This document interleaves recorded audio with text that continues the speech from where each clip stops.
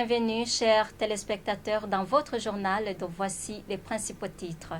Dans un panel d'experts organisé par la Fédération nationale des associations engagées dans le domaine de l'enfance au Burundi, il a été recommandé des efforts de toutes les parties pour un changement favorable des droits des enfants. Et vous aurez les détails au cours de ce journal. L'enseignement du traumatisme est l'une des actions qui contribuerait à la guérison des traumatismes au Burundi et c'est le propos émis ce jeudi dans une séance d'échange organisée par le Centre d'alerte et de prévention des conflits. Après une courte pause, les détails.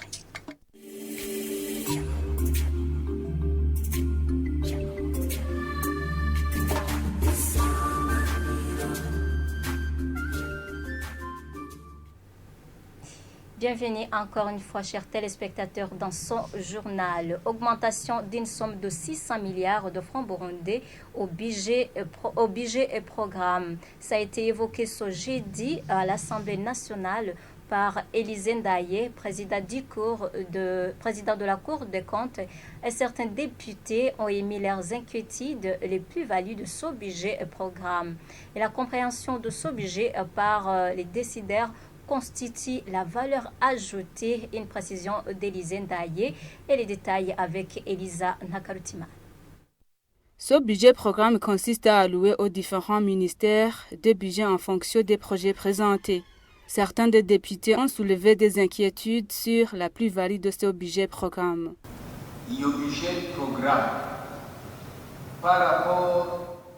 Concernant ce budget-programme, vous voyez en général par rapport à la présentation des autres budgets ainsi que les commentaires que vous présentez à l'Assemblée nationale, pourriez-vous nous dire les avantages de ce budget-programme après vos analyses?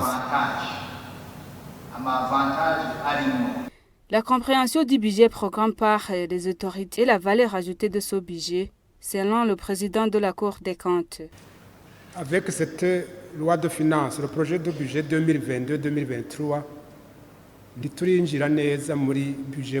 avec cette loi de finances, le projet budget 2022-2023, on n'a pas encore commencé avec le budget programme. Ce sont les programmes qui constitueront une politique publique. Sera coordonné par une personne. Donc, les avantages de ce budget programme sont que les moyens seront donnés pour faire des choses remarquables avec des objectifs précis, des résultats à atteindre avec des indicateurs pour faciliter aux contrôleurs de voir si le programme a été réalisé comme prévu. Parce que démarrer avec le budget programme, ça demande le changement de mentalité, changement de raisonnement en matière de gestion. Le premier défi est comment les gens vont intérioriser ce projet, qui fait qu'il doit y avoir des changements sur comment gérer le budget de l'État. Comme ça, certains d'entre vous l'ont demandé, une certaine formation ou sensibilisation est nécessaire. À côté de la formation, il y a une sensibilisation. Son nouveau budget-programme entrera en exécution au cours de l'exercice 2023-2024 avec une majoration de 600 milliards francs burundais. Ce budget-programme va faciliter le contrôle de l'activité gouvernementale. Page de droits des enfants. Le projet alloué à la protection de l'enfant reste minime par rapport à leurs besoins. Et depuis une dizaine d'années, il reste moins de 3% du budget national. C'est le constat fait par Pierre Ngoulikié, expert en droit des enfants. Et dans un panel d'experts organisé par la Fédération nationale des associations engagées dans le domaine de l'enfance au Burundi, il a été recommandé des efforts de toutes les parties pour un changement favorable des droits des enfants et surtout que des violations des droits des enfants perdurent au Burundi. Lydie Gahimba.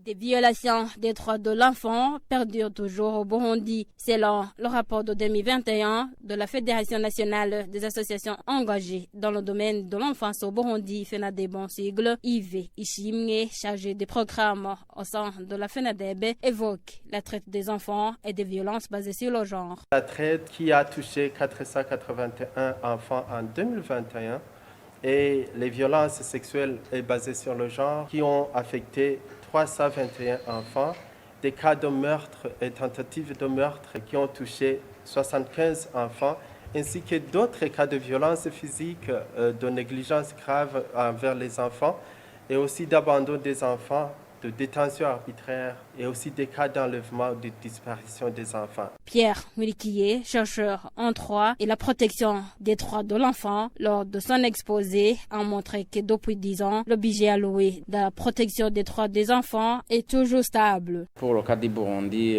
j'ai développé la pratique budgétaire comme pratique émergente. La pratique qui depuis 10 ans montre une très faible augmentation positive du budget qui est alloué à la protection de l'enfant au Burundi. Donc depuis 2011 à actuellement 2022, j'ai montré que le budget alloué à la protection de l'enfant n'a pas augmenté positivement. Il est resté presque stable. Maintenant, ce chiffre à 2,6% du budget national, soit 0,5% du PIB. La Fédération nationale des associations engagées dans le domaine de l'enfance au Burundi interpelle tous les intervenants dans ce secteur à travailler en synergie pour la protection des enfants. Nous avons interpellé tout un chacun à orienter la réponse vers ce milieu communautaire, vers son milieu familial, c'est-à-dire le renforcement de bonnes valeurs parentales, de bonnes pratiques parentales dans les communautés burundaises pour leur permettre de bien éduquer leurs enfants tout en respectant leurs droits. Il y a pas mal de choses à faire, que ce soit dans le cadre légal, que ce soit dans le cadre institutionnel, mais aussi que ce soit dans le cadre de protection des victimes. La FENADEB a organisé un panel d'experts autour des états de l'UE, des situations des droits de l'enfant au Burundi, à l'occasion de la Journée internationale de l'enfant africain, célébrée le 16 juin de chaque année. L'enseignement du traumatisme est l'une des actions qui contribuerait à la guérison des traumatismes au Burundi. Et c'est le propos émis ce jeudi dans une séance d'échange organisée par le Centre d'alerte et de prévention des conflits. Et certains participants à la dite séance sont revenus sur le rôle des officiers burundais et dans la prévention des traumatismes liés au passé douloureux. Reportage de Jean Dodier Irakoti. Échanger sur la gestion des traumatismes hérités du passé au Burundi, tel est l'objectif ayant rassemblé les intervenants dans ce domaine. Pour ce praticien, enseigner la population ce qui concerne le trauma aiderait à la guérison des traumatismes. Ce qui s'est passé ne nous a pas laissé derrière. Ça ne nous épargne pas. Pour cela, nous devons aider tous les Burundais à comprendre ce que c'est le trauma. Les gens doivent être informés sur les causes de trauma et ses facteurs pour que les personnes puissent essayer de voir comment se prévenir dans leur famille et dans leur voisinage. Ce politicien, de son côté, estime que ce sont les hommes politiques qui sont à la base du traumatisme au Burundi. Pour lui, il faut qu'il coupe court aux messages de haine comme voie de sortie. Veuillez conseiller les autorités car les traumas que vivent les Burundais ne proviennent pas des communautés. Ces traumas émanent avant tout des officiels. Que ces derniers changent leur comportement, leur discours, pour qu'ils prononcent des discours d'apaisement pour tout le monde. Ce qui pourrait guérir le trauma des Burundais est avant tout l'équité dans la gestion de la chose publique. La directrice adjointe du Centre d'alerte et de prévention de conflits, comme certains participants, estime que les approches communautaires sont entre autres les plus adaptées à la guérison des traumatismes au Burundi. Comme on dit qu'on a tellement de besoins liés surtout à la masse des besoins, c'est-à-dire aux personnes qui souffrent de ce traumatisme, l'approche communautaire pourrait aider les Burundais à guérir et c'est une approche qui toucherait beaucoup plus de personnes. Certains participants à la dite séance sont revenus sur les travaux de développement comme certaines actions qui contribueraient à la guérison des traumatismes. Le projet de loi portant ratification de l'accord entre le Burundi et la Russie sur l'abolition mutuelle des procédures de visa pour les titulaires des passeports diplomatiques et de services a été adopté ce mercredi par l'Assemblée nationale. Et néanmoins, certains députés trouvent que ceux qui ont des passeports ordinaires devraient eux aussi jouir de cet accord. Les détails avec Nicole Ininazwi. Lors de l'analyse du projet loi sur l'exemption des visas pour les titulaires des passeports diplomatiques et de services entre le Burundi et la Russie, un des 3 projets loi analysés ce mercredi par l'Assemblée nationale, les députés ont demandé au ministre en charge des Affaires étrangères s'il a songé à faire le même accord pour les détenteurs des passeports ordinaires, car ces derniers sont plus nombreux par rapport à ceux avec les passeports diplomatiques et de services, trouve-t-il. Je trouve que ceux qui possèdent ces types de passeports sont très peu, Monsieur le ministre. Ne pouvez-vous pas élargir le nombre de ceux qui pourront bénéficier de cet accord?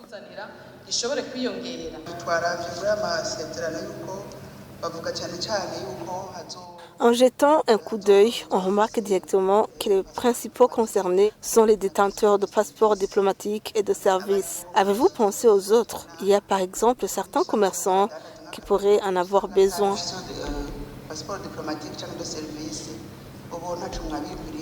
Le ministre Albert Shingiro a expliqué que l'abolition de ce genre de procédure est le résultat d'un commun accord entre 2 pays.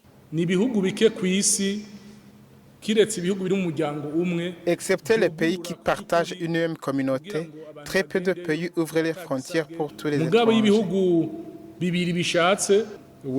Sauf dans le cas d'un commun accord entre 2 pays, ce que nous avons récemment conclu avec la Russie et d'autres pays. Mais comme vous le savez tous, il y a certains pays qui ne le font pas souvent. Si par exemple les États-Unis, la France ou la Belgique décidaient d'abolir les procédures de demande de visa pour tous les Burundais, personne ne resterait ici, pas même les députés. Une autre question qui est souvent revenue concerne les étudiants burundais qui seraient en danger en Russie. Les parlementaires ont voulu savoir s'il y a des enquêtes en cours sur cette question. Le ministre a expliqué que ces défis sécuritaires ne concernent pas seulement les Burundais. Nous entretenons de bonnes relations avec la Russie et parmi les causes de ces décès, il y a ceux qui sont accidentels et d'autres dus aux maladies. Soyez donc tranquilles, personne ne veut du mal aux étudiants burundais. Après différentes interventions, cet accord déjà en vigueur a été adopté par l'Assemblée nationale à l'unanimité.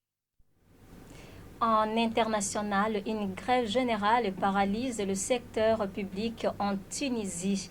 Les informations tirées sur Euronews indiquent que les syndicats réclament de nouveaux accords salariaux pour cette année. Images et commentaires.